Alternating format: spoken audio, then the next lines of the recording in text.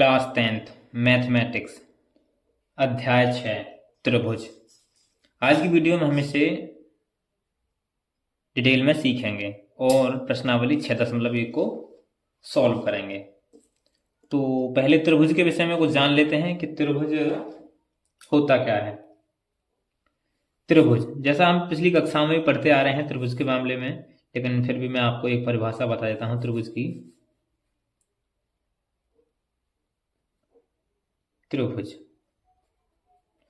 त्रिभुज की जो परिभाषा बनती है वो बनती है तीन सरल रेखाओं से घिरी हुई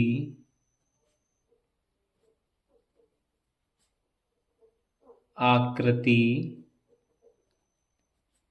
को त्रिभुज कहते हैं।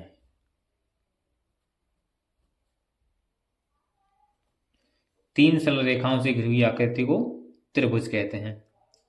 जैसे कि इस तरह से एक रेखा इस तरह से गई और एक रेखा इस तरह से गई और एक रेखा इस तरह से गई। तो ये जो बिंदु इसने काटे, एक बिंदु यहाँ पे काटा, एक यहाँ पे काटा और एक यहाँ पे काटा, इसको हम नाम देते हैं ए, इसको बी और इसको सी। अब ये तीनों बिंदु हमारे क्या बन गए? एक त्रिभुज बन गए। तो सीधी सी एक परिभाषा त्रिभुज की, तीन सरल रेखाओं से घिरी हुई आकृति को त्रिभुज कहते हैं। अब यहाँ पे ये तीनों एक एक कोण बनाते हैं। देखिएगा, ये इसने बी कोण बनाया, ये सी कोण और ये ए कोण। अब इन तीनों कोणों का योग जो होता है वो होता है 180 डिग्री। त्रिभुज के तीनों कोणों का योग 180। तो कोण ए प्लस कोण बी प्लस कोण सी बराबर कितना? 180 डिग्री। यदि पूछे कोण, जैसे कि हम मान लीजिए ये कोण दे रखा हमें, मान लीजिए 70 डिग्री, ये दे रहा हमें मान लीजिए 40 डिग्री और ये भी 70 डिग्री दे रहा हमें। ठीक है। यदि देखिएगा, यदि हमें ये कोण नहीं दे रखा हो, इसमें से कोई एक कोण नहीं दे रखा हो, फिर उसमें से पूछिए कि वो वाला कोण ज्ञात कीजिए, तो इस वाले फॉर्मूले में रख देंगे और हमें आंसर मिल जाएगा। ठीक है। तो आगे हम सीखते हैं जो प्रश्नावली 6.1 में जो हमें मिलेगा वो मिलेगा, उसमें जो सवाल आएंगे उसमें आएंगे समरूपता के ऊपर। तो त्रिभुज के समरूपता के नियम। त्रिभुजों की समरूपता के नियम। त्रिभुज के समरूपता के जो नियम होते हैं वो होते हैं, देखिएगा, एक तो कोणों का अनुपात, संगत कोण बराबर होने चाहिए, और दूसरा संगत भुजाओं का अनुपात बराबर होना चाहिए। संगत कोण बराबर हो, और नंबर 2 संगत भुजाओं का अनुपात बराबर हो, तब हमारे त्रिभुज कैसे होते हैं? समरूप। जैसे कि मैं एक एग्जांपल लेके बताता हूं आपको।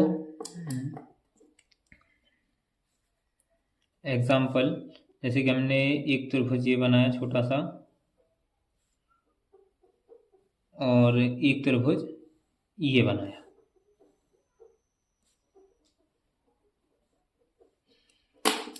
इसको नाम दे दीजिएगा ए बी सी, और इसको नाम दे डी ई एफ। ये कोण ए हो गया, ये कोण बी, ये कोण सी, ये डी ई एफ। मान लीजिए कोण ए हमारा 40 डिग्री है और कोण सी मान लीजिए 60 डिग्री, और ये कितने हो जाएगा फिर 80 डिग्री का, क्योंकि तीनों का मान कितना होगा 180। इसी प्रकार ये इसको मान लीजिए 60 और इसको 80 और इसको 40। अब देखिएगा कोण ए बराबर कोण ई, और कोण बी बराबर कोण एफ, और कोण सी बराबर कोण डी। तो ये संगत कोण बराबर है, तो हम क्या चलेंगे, कोण ए बराबर कोण ई, कोण बी बराबर कोण एफ, और कोण सी बराबर कोण डी। ठीक है, तो ये तीनों कोण बराबर हैं आपस में, ये कोण इसके बराबर है, ये कोण इसके बराबर है, ये कोण इसके बराबर है। ठीक है, तो हमारे तीनों कोण संगत कोण बराबर हैं, तो ये ये क्या हो जाएगा, समरूप त्रिभुज। समरूप त्रिभुज को किससे प्रदर्शित करते हैं, इस तरह से चिन्ह से। ठीक है, तो आगे हम प्रश्नावली में चलेंगे।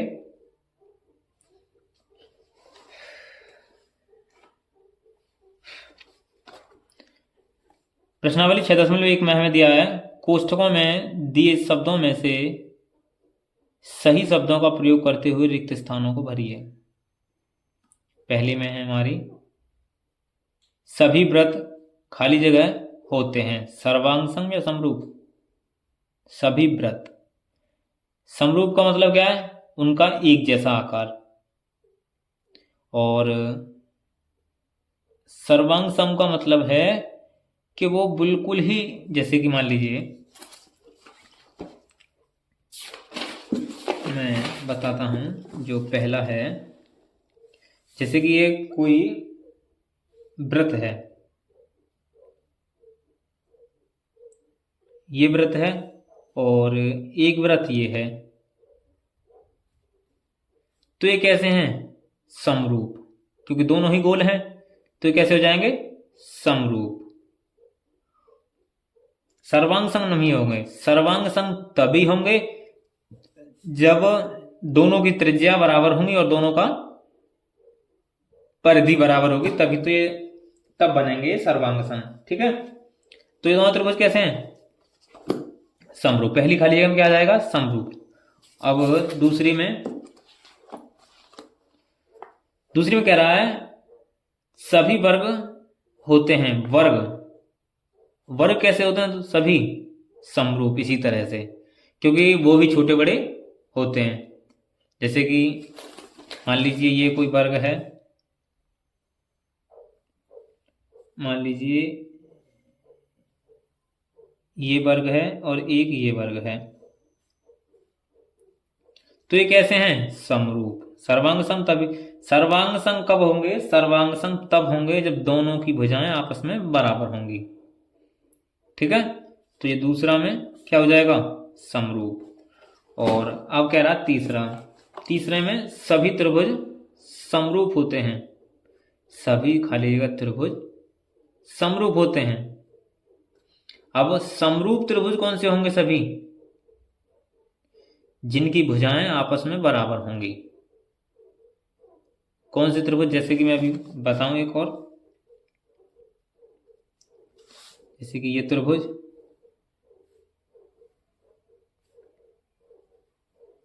और ये त्रिभुज,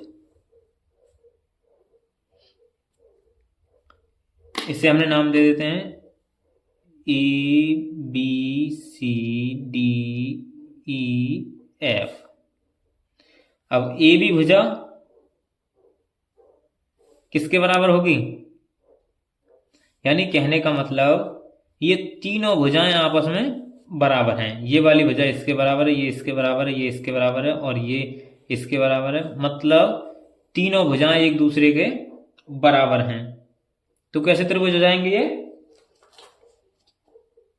समबाहु, जिनकी भुजाएं समान हो वो त्रिभुज कौन से होते हैं, समबाहु त्रिभुज। तो समबाहु के लिए इसमें हमें ऑप्शन दिया है वो है ये वाला, ठीक है। तो तीसरे में आ जाएगा समबाहु। और चौथा है भुजाओं की संख्या समान वाले दो बहुभुज समरूप होते हैं यदि उनके संगत कोण पहले में बराबर, यदि उनके संगत कोण बराबर हों तथा उनकी संगत भुजाएं समानुपाती हों, ठीक है। तो पहले में ये हो जाएगा, दूसरे में ये हो जाएगा। अब दूसरा प्रश्न कह रहा है हमारा निम्नलिखित युग्मों के दो भिन्न भिन्न उदाहरण दीजिए समरूप आकृतियां।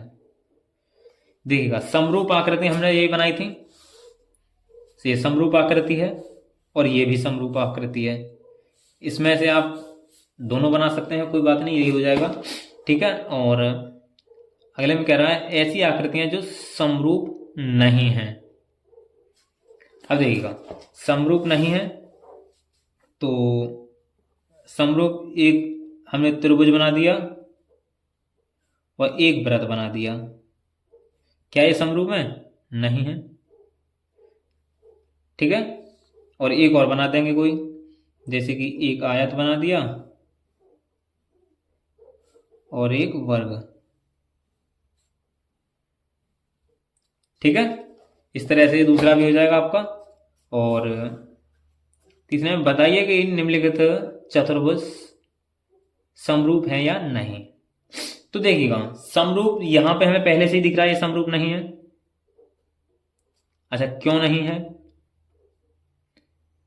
अब देखिएगा समरूपता के हमने दो नियम बताए थे कि जब उनके संगत कोण बराबर हों तब त्रिभुज समरूप होता है और जब उनकी संगत भुजाओं का अनुपात बराबर हो। तो देखिएगा इसमें संगत कोण कितने का बनेगा? ये 90 डिग्री का, लेकिन इसमें नहीं बनेगा। क्या ये तो वर्ग है, क्या ये वर्ग के आकार का है? इसमें 90 डिग्री का कोण नहीं है, ये समलंब के आकार का है, इसलिए ये समरूप त्रिभुज नहीं है, ठीक है। तो आज की वीडियो में बस इतना ही, फिर मिलेंगे नेक्स्ट।